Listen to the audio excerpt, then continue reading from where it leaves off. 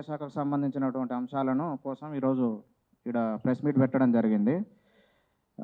First before election మేనిఫెస్టోలో చెప్పింది ఏంటంటే మెగా డిఎస్సి అని చెప్పిర్రు. మెగా డిఎస్సికి మీనింగ్ ఏందో ఫస్ట్ తెలుసుకోండి, ఎంత నెంబర్ ఉంటే మెగా డిఎస్సి అంటారు అనేది ప్రధానంగా. నెక్స్ట్ అది పోయిన తర్వాత కూడా ఈ 2025 ఇయర్లో ఫిబ్రవరిలో మళ్ళీ డిఎస్సి వేస్తా అని చెప్పిర్రు. ఆ డిఎస్సి ప్రకటన కూడా ప్రజెంట్ యాక్షన్లో లేదు. ఆర్థిక శాఖ ఆమోదం కంటిన్యూస్గా చెప్పేది ఏంటంటే జీవో నెంబర్ ఇప్పుడు 55, 29, జీవో నెంబర్ 46 చాలా కోర్టు కేసులు ఉన్నాయని చెప్తున్నారు. నేను డైరెక్ట్ ప్రభుత్వానికి క్వశ్చన్ ఏం చేస్తా ఉన్నా అంటే, నిజాయితీగా మీకు చిత్తశుద్ధే ఉంటే, నిరుద్యోగుల కళ్ళల్లో ఆనందం చూడాలనే భావనే మీకుంటే, అసలు ఏ విధమైన కోర్టు కేసులు లేనటువంటి, ఏ విధమైన లీగల్ ఇష్యూస్ లేనటువంటి, ఏ విధమైనటువంటి ఇబ్బందులు లేనటువంటి గమనిస్తే డిప్యూటీ ఎడ్యుకేషన్ ఆఫీసర్ 24 పోస్టులు అన్నీ కూడా ఆర్థిక శాఖ ఆమోదం తెలిపింది.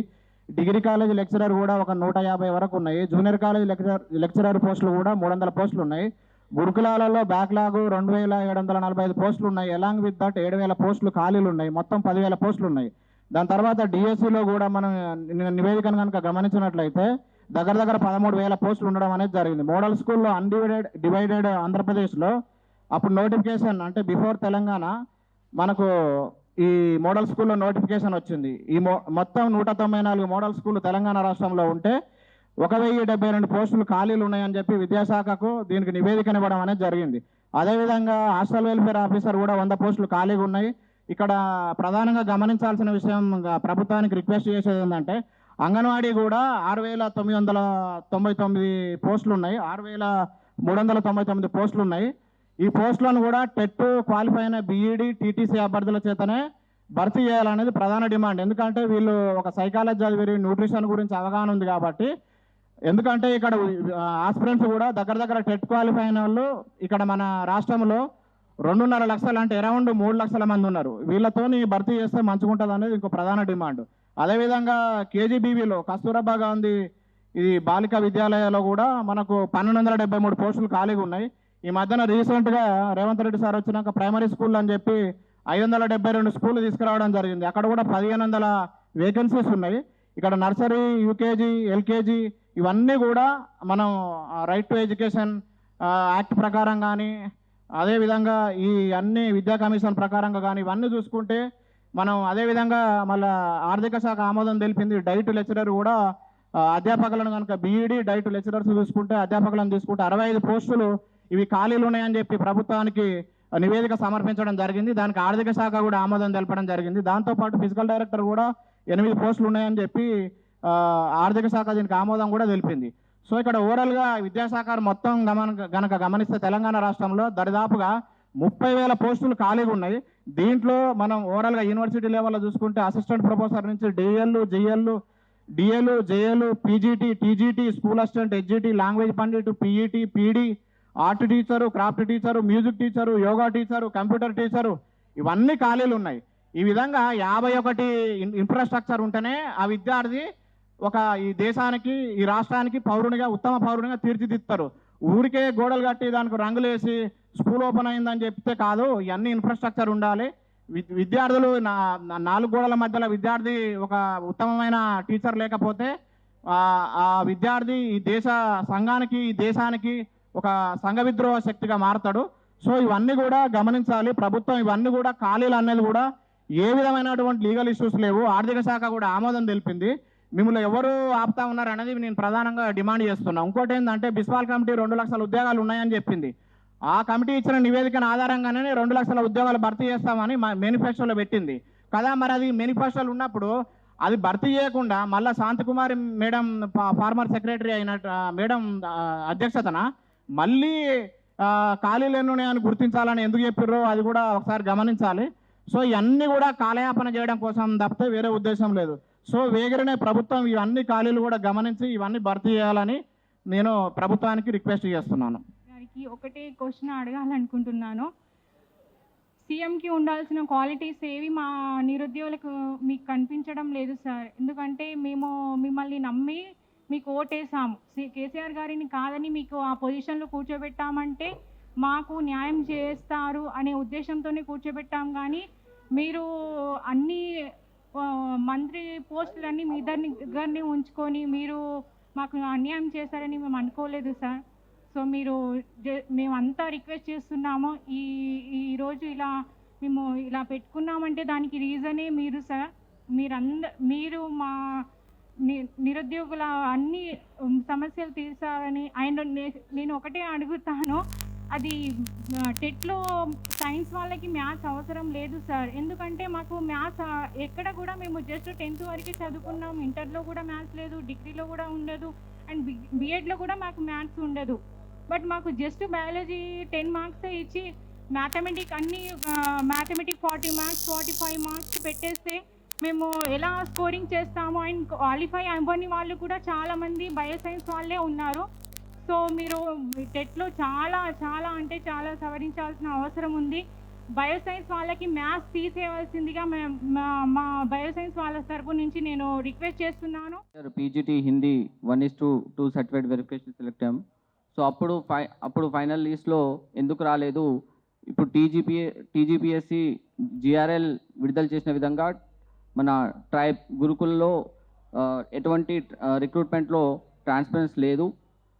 ఎందుకంటే నాది హిందీ, నేను రెగ్యులర్గా హిందీ కోర్స్ చేసినప్పటికీ మా యొక్క బీఎడ్ అభ్యర్థులకు కూడా అన్యాయం జరిగింది ఆ రిక్రూట్మెంట్లో.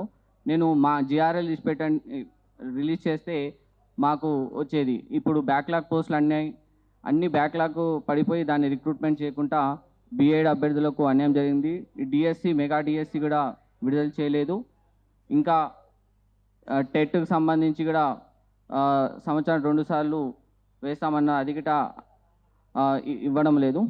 సో అది అనేక రకాలుగా తెలంగాణ విద్యార్థులకు యావత్తు తెలంగాణ రాష్ట్ర బీఎడ్ అభ్యర్థుల గొంతుగా మేమందరము ఇక్కడ నిరుద్యోగులందరము ఏకమై ప్రభుత్వానికి విన్నవించింది అంటే నిరుద్యోగులు ఇప్పుడు ఏర్పడిన ప్రభుత్వం ఈ నిరుద్యోగులు ఆ రోజు అందరం మేము పోరాటం చేశాం. మా గొంతునే నలిపే ప్రయత్నం చేస్తున్నారు పోలీసుల ద్వారా, వాళ్ళ ద్వారా. ఇప్పుడు భావి భారత భవిష్యత్తు ఈ గురువుల చేతిలో ఉంది. ఇలాంటి గురువులను రోడ్డు పాలు చేసి జైలు పాలు చేసి వాళ్ళ గొంతును నొక్కే ప్రయత్నం చేస్తున్నారు. ఇలాంటి ప్రభుత్వంలో మాకు ఏ విధంగా న్యాయం జరుగుతుంది? పారదర్శకత, రిక్రూట్మెంట్లో పారదర్శకత ఖచ్చితంగా ఉండాలి. ఇప్పుడు ఇక్కడ నేను ఆనాటి ప్రభుత్వ ప్రధాన కార్యదర్శి శాంతికుమారి గారికి, అదేవిధంగా ఇప్పుడు టీజీపీఎస్సీగా ఉన్న చైర్మన్ బుర్రా వెంకటేశం గారికి ఆనాడు లెటర్ రాసి ఇవ్వడం జరిగినటువంటి గురుకుల రిక్రూట్మెంట్ బోర్డులో జిఆర్ఎల్ విడుదల చేయండి. నాకు వచ్చిన 1:2 సర్టిఫికేట్ వెరిఫై సెలెక్ట్ అయ్యాము అంటే ఖచ్చితంగా మెరిట్లో ఉన్నాము. ఆ పోస్టుకు ఎంపికైనటువంటి వ్యక్తి నాకన్నా ఎక్కువ మార్కులు వచ్చాయా, తక్కువ మార్క్స్ వచ్చాయా, రిజర్వేషన్ కేటగిరీ ఏంటి, ఎటువంటి ట్రాన్స్పరెన్సీ లేకుండా డైరెక్ట్ రోల్ నెంబర్ ఇచ్చేసి వాళ్ళు ఎంపిక అయిపోయారు, వాళ్ళు అపాయింట్మెంట్లో తీసుకున్నారు. కానీ వాళ్ళకు విద్యార్హతలు కూడా లోపాలు ఉన్నాయి. దానికి మేము చాలామంది నిరుద్యోగులు హైకోర్టులో కూడా పిటిషన్ వేశాము. ఈ విధంగా అనేక రకాలుగా చాలా లోపాలు ఉన్నాయి. దీని అన్నిటి సవరించవలసిందిగా ఈ ప్రభుత్వాన్ని మేము కోరుకుంటున్నాం. మాకు న్యాయం చేయాల్సిందిగా ఈ సభాముఖంగా అందరు రిక్వెస్ట్ ఇస్తున్నాం. Thank you sir. మన రాష్ట్ర సీఎం ఏమంటున్నాడంటే రాష్ట్రంలో సంక్షేమ పథకాలు అమలు చేయాలన్నా, నిరుద్యోగులకి జాబ్ వేయాలన్నా నా దగ్గర బడ్జెట్ లేదు, ఎక్కడ పోయినా అప్పు పుట్టట్లేదు అనేసి అంటున్నాడు. రాజకీయ నాయకులు రాజకీయంలోకి వచ్చేదే సేవ చేయడానికి అని చెప్తా ఉంటారు కదా. ఈ రాజకీయ నాయకులు సేవ చేస్తూ ఉంటే వీళ్ళకు జీతాలు అవసరమా? జీతాలు తీసుకునే కదా వీళ్ళు చేస్తున్నారు. సేవ చేసే వాళ్ళకి జీతాలు అవసరమా? భారతదేశంలో ఉన్న ఏ రాష్ట్రంలో లేని ముఖ్యమంత్రికి లేనంత జీతం మన రాష్ట్ర సీఎం తీసుకుంటున్నాడు. 4 లక్షల రూపాయలు ఏ ఒక్క సీఎంకు లేదు, ఏ రాష్ట్రంలో లేదు. మన సీఎం తీసుకుంటా ఉన్నాడు. వాళ్ళ మంత్రులకు వచ్చి చూస్తే 2.5 లక్షల పైనే, వాళ్ళ ఎమ్మెల్యేలకు 2 లక్షల పైనే, ఒక జడిపి చైర్మన్కి 1 లక్ష రూపాయలు ఒక మంత్కి. వీళ్ళకింత సాలరీలు అవసరమా? వీళ్ళకింత సాలరీ అవసరం లేకుండా వెంటనే ఒక గెజిట్ నోటిఫికేషన్ విడుదల చేయాలి. అసెంబ్లీ సమావేశాలు పెట్టి వీళ్ళు తక్కువ సాలరీ తీసుకుంటామనేసి ఒక గెజిట్ నోటిఫికేషన్ విడుదల చేయాలి. ఇలా చేయడం ద్వారా రాష్ట్రంలో అనేక సంక్షేమ పథకాలను అమలు చేయవచ్చు. నిరుద్యోగులకు ఎన్నో వేల జాబులు కూడా అమలు చేయవచ్చు, నోటిఫికేషన్ కల్పించవచ్చు. ఎందుకంటే మీరు చెప్పిన 2 లక్షల కొలువులే కాకుండా ఇలా చేస్తే రాష్ట్రంలో 4 లక్షల ఉద్యోగాలు కూడా మీరు ఇవ్వడానికి అవకాశం ఉంటుంది. మీరు తలుచుకుంటే ఎంతో కాదు, ఇది 50,000 ఎలాగైతే సామాన్య ఉద్యోగి తీసుకుంటాడో అలానే మీరు కూడా 50,000 జీతం తీసుకునే వర్క్ చేయండి. 2 లక్షలు 4 లక్షల ఉద్యోగాలు మీకు ఎందుకు? అంత జీతం మీకు ఎందుకు? రాష్ట్రంలో మీరు గెలిచిందే నిరుద్యోగుల తరపున అని చెప్పుకుంటా ఉంటారు కదా. నిరుద్యోగులే ఈరోజు రోడ్లు ఎక్కుతా ఉన్నారు. ప్రజాపాలన అంటే ప్రజలకు అన్ని విధాలుగా మేము అవైలబుల్లో ఉంటాం, ఎవరైనా ఎప్పుడైనా వచ్చి మనం కలవవచ్చు, ఏ మినిస్టర్నైనా కలవవచ్చు అనేసి మీరు పేపర్లకు స్టేట్మెంట్లో ఇస్తూ ఉన్నారు. నిరుద్యోగులకు ఎక్కడ పడితే అక్కడ వాళ్ళు ఏదైనా వాళ్ళ సమస్య ఉందని చెప్పుకోవడానికి వెళ్దామంటేనే ముందస్తు అరెస్టులు. వీళ్ళది ఎక్కడ? ఇది ప్రజాపాలన అంటే ఇదేనా? రాష్ట్రంలో ప్రజాపాలన అంటే ఎలా ఉంటుందో ప్రజలకి చాలా అర్థమవుతుంది. మీరు పాలన గ్రామాలలో యూరియా కోసం రైతులు కొట్లాడుతూ ఉన్నారు. స్టూడెంట్స్ ఏమో ఉద్యోగాలు లేక, ఉద్యోగ నోటిఫికేషన్లు లేక, తినక పస్తులు ఉండి కొట్లాడుతూ ఉన్నారు. వెంటనే నోటిఫికేషన్లు విడుదల చేయాలి, నిరుద్యోగులను కాపాడుకోవాలి. ఎందుకంటే నిరుద్యోగుల తరపున నిరాహార దీక్ష చేస్తున్న అశోక్ సారికి ఏమైనా అయితే నైతిక బాధ్యత వహించాల్సిన బాధ్యత ప్రభుత్వం పైన ఎంతైనా ఉంది. అలా కాకుండా ప్రభుత్వము వెంటనే డిఎస్సి నోటిఫికేషన్ కావచ్చు, జీపీఓ కావచ్చు, ఏదైనా సరే నిరుద్యోగులకి 50,000 అయితే నోటిఫికేషన్ ఇస్తామని చెప్పినామో డిసెంబర్లోపు ఇస్తామన్న రేవంత్ తొందరనే నోటిఫికేషన్లు ప్రకటించాలని నేను కోరుకుంటున్నా. అందరికీ నమస్కారం అండి. ఇక్కడ దాదాపు ఇంతకుముందు కూడా డిఎస్సి కోసం కొట్లాడిన వాళ్ళు చాలామంది ఉన్నారు. 2017 నుండి కూడా తిరిగే వాళ్ళు చాలామంది ఉన్నారు డిఎస్సి. అప్పుడు సుప్రీంకోర్టు ద్వారానే 2018 నోటిఫికేషన్ వచ్చింది. ఇంతకుముందు 2023లో కూడా కేసీఆర్ హయాంలో 5,089 పోస్టులు నోటిఫికేషన్ ఇస్తే దానికోసము ఎన్నో పోరాటాలు చేసి చాలా పోరాటాలు చేశారు అందరూ డిఎస్సి అభ్యర్థులు అందరూ. కానీ ఈ కాంగ్రెస్ గవర్నమెంట్ గెలిచిన తర్వాత దాదాపుగా ఒక 6,000 పోస్టులు మాత్రమే పెంచి 11,000 తోటి మాత్రమే డిఎస్సి వేసింది. అది వేసింది సంతోషం. కానీ అప్పుడు ఎగ్జామ్ డేట్స్ విషయంలో కూడా గ్రూప్ 2 డిఎస్సి 2 రోజుల గ్యాప్ తోటి ఎగ్జామ్ పెట్టారు. అప్పుడు పెడతా అంటే డిఎస్సి వాయిదా వేయండి, మాకు ఒక 1 మంత్ టైం ఇవ్వండి చదువుకోవడానికి అని అడిగితే వీళ్ళు దిల్సుఖ్ నగర్ మొత్తం పోలీస్ నిర్బంధంలో పెట్టి మరి డిఎస్సి ఎగ్జామ్ కండక్ట్ చేసి 2024 డిఎస్సి ఎగ్జామ్ దాదాపు మా స్టూడెంట్స్ ఎవరు తిరిగినా కూడా కనిపించిన అరెస్ట్ చేసి మరి ఎగ్జామ్ పెట్టిండు. అలాంటప్పుడు పొన్నం ప్రభాకర్ తోటి డిఎస్సి అభ్యర్థులు గ్రూప్స్ అభ్యర్థులు మీటింగ్ పెడితే మేము తర్వాత 6,000 తోటి పోస్టులతోటి డిఎస్సి నోటిఫికేషన్ వేస్తామని పొన్నం ప్రభాకర్ గారు ఇంకా మహబూబ్ నగర్లో సీఎం మీటింగ్ కూడా ఇంకోసారి బట్టి విక్రమార్క ఖమ్మం మీటింగ్లో కూడా నోటిఫికేషన్ ఇస్తామని 6,000 తోటి చెప్పారు. ఇప్పటికీ ఫిబ్రవరిలో వేస్తామని చెప్పి ఇప్పటికీ 6 నెలలు 7 నెలలు గడిచిపోయింది. ఇంకా మొన్న దాదాపు 4,000 పోస్టులు ప్రమోషన్స్ ద్వారా ఖాళీలు ఏర్పడ్డాయి. అప్పుడు 6,000 అన్నారు, ఇప్పుడు 4,000. మీరు ఇప్పుడు డిఎస్సి నోటిఫికేషన్ వేయాలి అనుకుంటే దాదాపు 10,000 క్లియర్ కట్ ఖాళీలు ఉన్నాయి. మీరు ఎందుకు వేస్తలేరు అర్థం లేదు. అప్పుడేమో బట్టి విక్రమార్క సీఎం, డిప్యూటీ సీఎం మాట్లాడిన మాటకే వాల్యూ లేకపోతే ఇంకా ఏ మంత్రిని నమ్ముతాం మేము? చెప్పండి మీరు ఒకసారి. గవర్నమెంట్ ఈసారైనా ప్రతిస్పందించి ఈ దసరా లోపు మాకు డిఎస్సి నోటిఫికేషన్ వేసి డిఎస్సి అభ్యర్థులందరికీ న్యాయం చేయండి.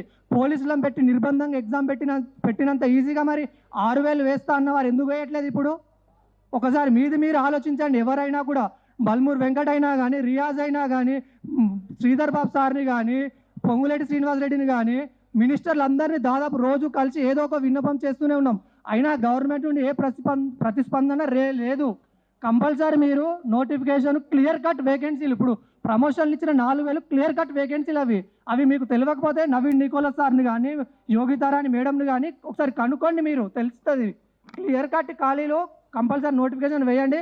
లేకపోతే ఇంకోసారి ముందు లాస్ట్ టైం కేసీఆర్ హయాంలో చేసిన ధర్నాల్లాగా కాంగ్రెస్ గవర్నమెంట్లో డిఎస్సి అభ్యర్థులు చేస్తే మాత్రం మీరు తట్టుకోలేరు. 75% డైరెక్ట్ రిక్రూట్మెంట్ ద్వారా స్కూల్ అసిస్టెంట్ పోస్టులను భర్తీ చేయాలనేసి మేము ఈ ప్రభుత్వాన్ని డిమాండ్ చేస్తా ఉన్నాం.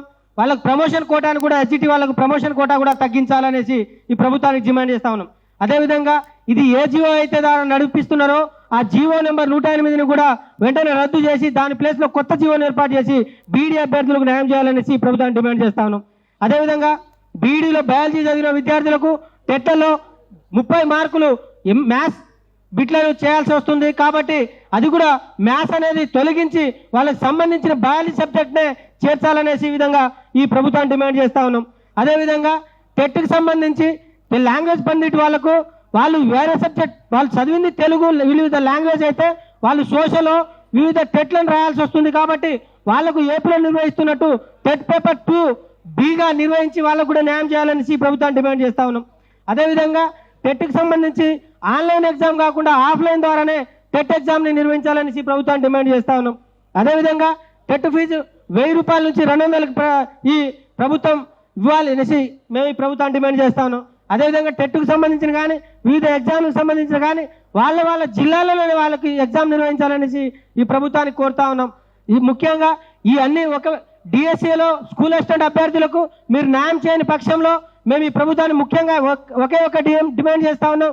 మీరు స్కూల్ ఆఫ్ ఎడ్యుకేషన్ బోర్డుని 2 బోర్డులుగా ఏర్పాటు చేయండి. ప్రైమరీ స్కూల్ ఆఫ్ బోర్డుగా ఒకటి, సెకండరీ బోర్డుగా వేరు చేసి ఎవరికి సంబంధించి వాళ్ళకు డైరెక్ట్ రిక్రూట్మెంట్ ద్వారా భర్తీ చేసుకొని వాళ్ళకు ప్రైమరీ హెడ్ మాస్టర్లుగా వీళ్ళకు గెస్టెడ్ హెడ్ మాస్టర్లుగా ఇస్తేనే ప్రమోషన్ల ద్వారా ఎవరికి వాళ్ళకి న్యాయం జరుగుతుందనే ఉద్దేశం కూడా ఈ రాష్ట్ర ప్రభుత్వాన్ని చెప్తా ఉన్నాం. కాబట్టి ఈ ప్రోగ్రాంకి ఇంతటితో ముగిస్తా ఉన్నాం. దయచేసి వచ్చిన వాళ్ళందరూ కూడా అందరికీ పేరు పేరున ధన్యవాదాలు తెలియజేస్తా ఉన్నాం. ఈ ప్రభుత్వం దీంతో మాకు చేయకపోతే మాత్రం రాబోయే రోజుల్లో మాత్రం సీఎం ఒక ఇంటిని కానీ మేము సచివాలయాన్ని కానీ ముట్టడి చేస్తాం విషయాన్ని కూడా గుర్తుపెట్టుకోండి. దాదాపు తెలంగాణలో బీఈడీకి సంబంధించి ప్రిపేర్ అయ్యే 5 లక్షల మంది, హెచ్ఈటీకి ప్రిపేర్ అయ్యే 1 లక్ష మంది, 6 లక్షల మందితో మీ ఇండ్లను ముట్టడి చేసే విధంగా తీసుకురావద్దనేసి, అదేవిధంగా మీరు ఈ నోటిఫికేషన్ ఇవ్వకుండా స్థానిక సంస్థల ఎన్నికల్లో మీరు ప్రభుత్వం పోతే మాత్రం డిఎస్సి అభ్యర్థులందరం కూడా ప్రతి ఎమ్మెల్యేలను వాళ్ళ గ్రామాల్లో తిరగనీయకుండా వాళ్ళని చెప్పులతో సన్మానం చేసే రోజులు దగ్గర పడతాయి. కాబట్టి ఈ విషయాన్ని కూడా ప్రభుత్వం దృష్టిలో పెట్టుకొని డిఎస్సి నోటిఫికేషన్ ఇచ్చిన తర్వాతనే మీరు స్థానిక సంస్థల ఎన్నికలకు ముందు పోవాలనేసి ఈ రాష్ట్ర ప్రభుత్వానికి హెచ్చరిస్తా ఉన్నాం. Thank you.